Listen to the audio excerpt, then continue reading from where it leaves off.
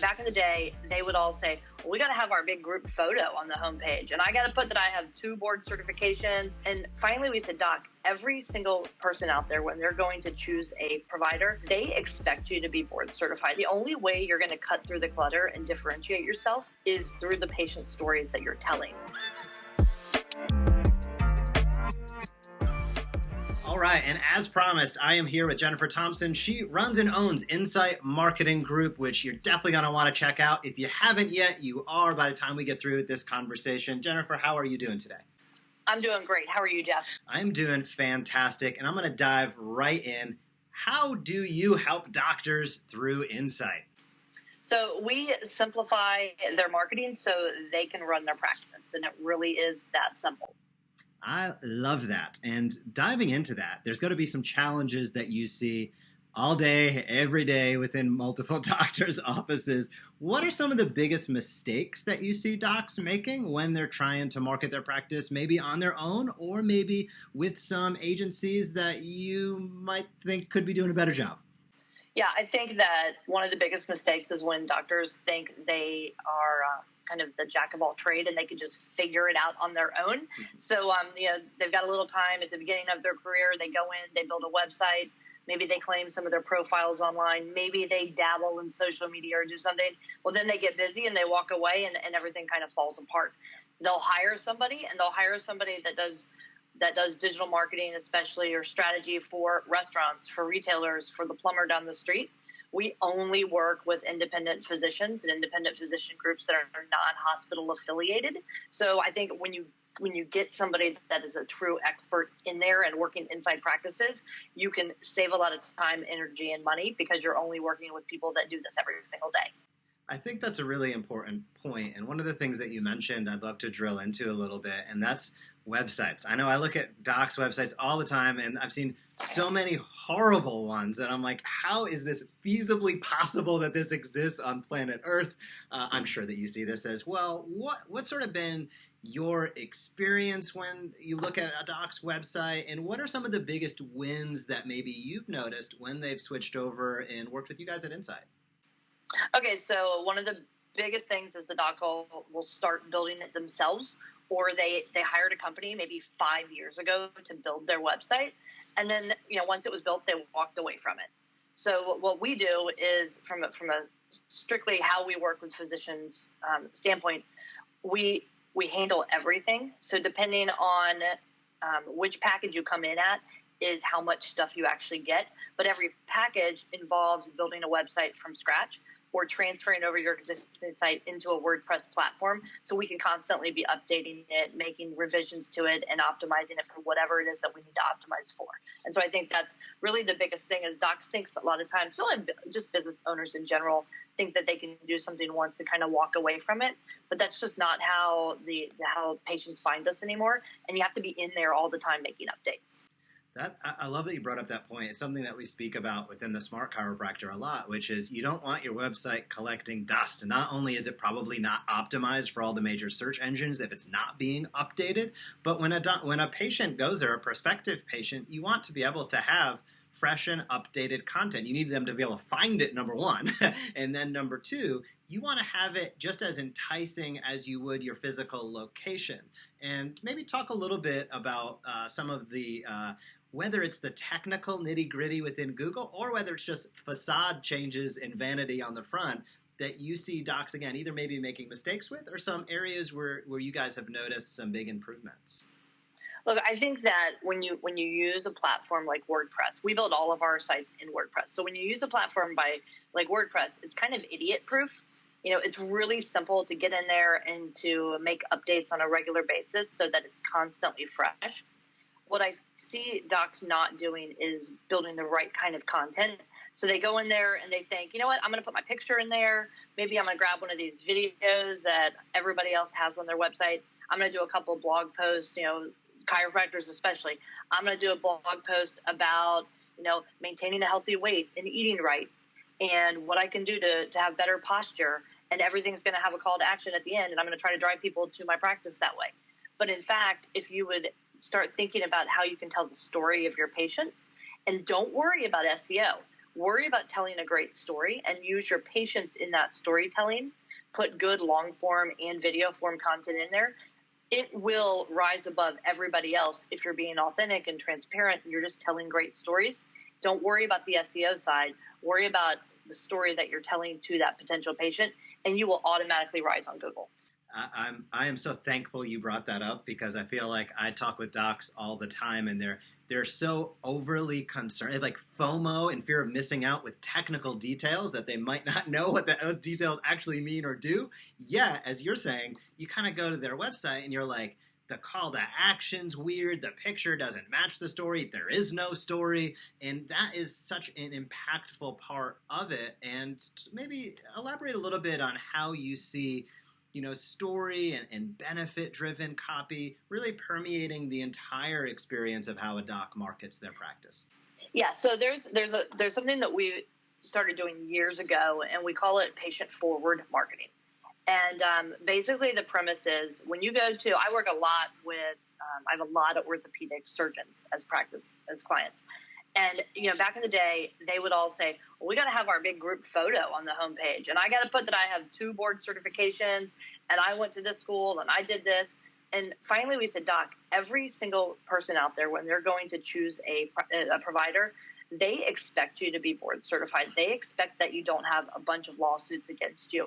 They expect that you're clean and you're using the cutting edge technology or whatever it is that you had it. The only way you're going to cut through the clutter and differentiate yourself is through the patient stories that you're telling. And so our big process is to come into a practice, identify those patient stories, when applicable, get some video testimonials with those patients, turn those video testimonials into long form written content, usually between 1,500 and 2,500 words, and turn that into maybe one patient testimonial into 3 or 4 pieces of good content that get rotated on a regular basis throughout. So the next thing we do is we really dive into reviews and patients leaving reviews. And so we actually have a system in place where we will text message or email every single patient that comes to a practice, ask them to leave a review. We do not focus on getting rid of 1, 2, and 3-star reviews. Instead, we focus on getting a lot of reviews and then using those good reviews in the marketing. Doctors say, can you bury something off the front page of Google? No, we can't bury it. What we can do is tell you we can do a sentiment analysis, tell you what your reviews are, like a snapshot of what's going on at your practice, so that you can focus on fixing your customer service issues. And, that's just an easier way to get to the root of the problem. And then we use those positive stories, and sometimes they're, 144 characters in a review. Use those positive stories in the marketing, and then really lean into getting the patients to continue telling those stories in places like Nextdoor, Facebook groups, little hometown Facebook groups and things of that nature when they're looking for a new provider. And so kind of really leaning heavy into that patient forward mentality and not worrying so much about board certifications or where you went to school or, how many necks that you cracked last week. Yeah. The part that you bring up, I think that's so impactful and important for docs to pay attention to, is diving back into customer service and patient experience. No matter what sort of bells and whistles you have on the front end, if the meat of your business has these challenges, you're just sort of covering up with Band-Aids big time problems. So I love the fact that you're utilizing a lot of the marketing not only to expand what's going on that's really great in the practice, but you can kind of behind the scenes get some insights into some areas that might not be performing as they should or could be. And I think that's so important. If we get into the technical strategy on some of that, it sounds like reviews are a big component of it. But what are some key performance indicators or KPIs you think docs should keep a look on? And what are maybe 1 or 2 even that you think docs overinflate and get too excited about? I think that everybody still gets too excited about social media growth and how many likes that you've got and how many video views and things like that, that we're way too focused on how many visitors to my website did I get.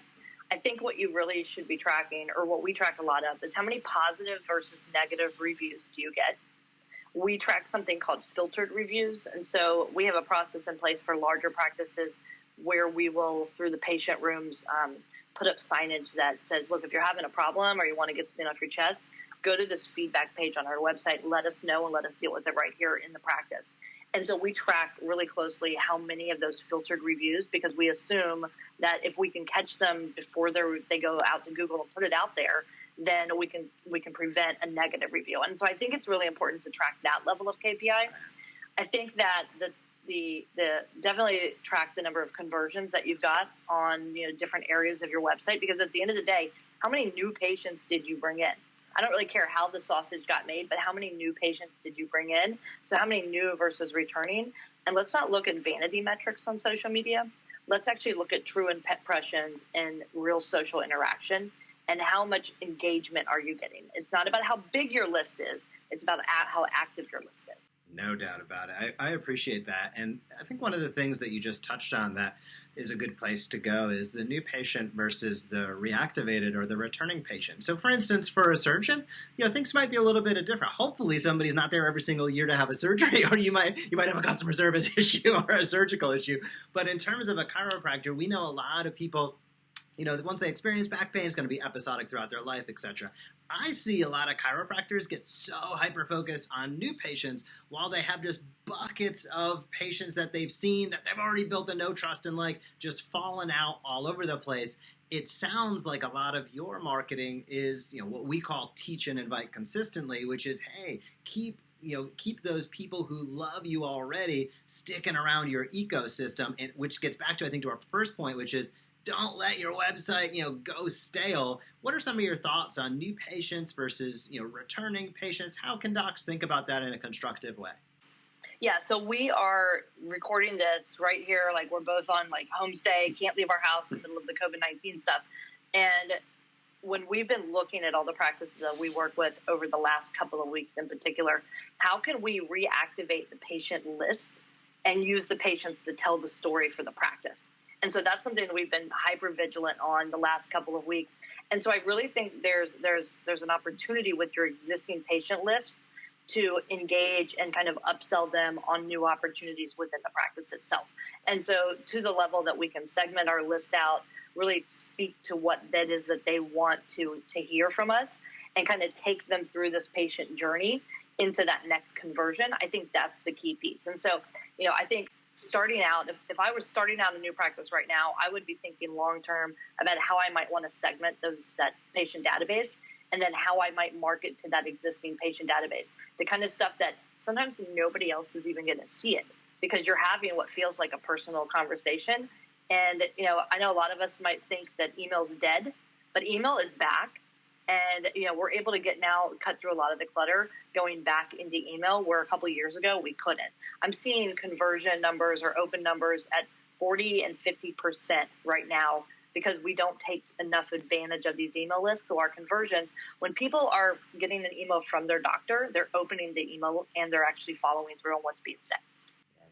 Yeah, it is so impactful, and keeping that consistent communication is so incredibly important. Now, the benefit, if you haven't, is sometimes you can get a little boost once you start doing those activities again. But in an ideal world, when you have an activated health tribe, as we call it, individuals around you, a lot of things like we're experiencing, it's not that it becomes non-impactful for your practice, but it becomes less impactful because you have those great communication channels, which it sounds like what you do at Insight.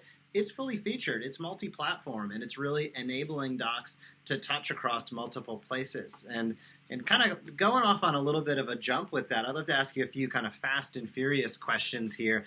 Maybe a little bit personal. What are some of in the last 5 years? What's a belief or behavior that you've adopted that's improved your life, either professionally or personally?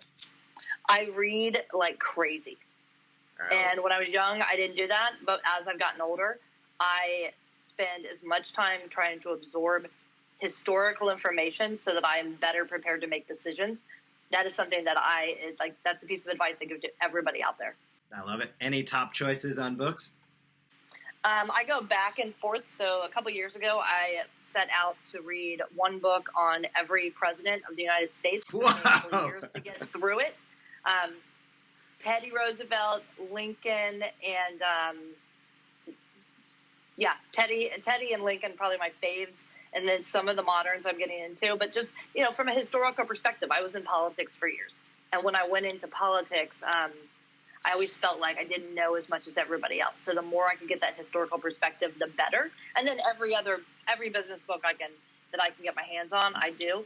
And one that's probably relevant for the times, if you haven't read Grit, it's definitely worth it. Yeah. Grit is definitely relevant for the time we're in right now. I think that is a fantastic recommendation and a fantastic book. And if docs want to learn more about you and or Insight, where should they head to? I'm going to drop the links down below in the show notes, so feel free to click over there. But if you want to, audio-wise, direct them to a certain place, where can they head over to check out?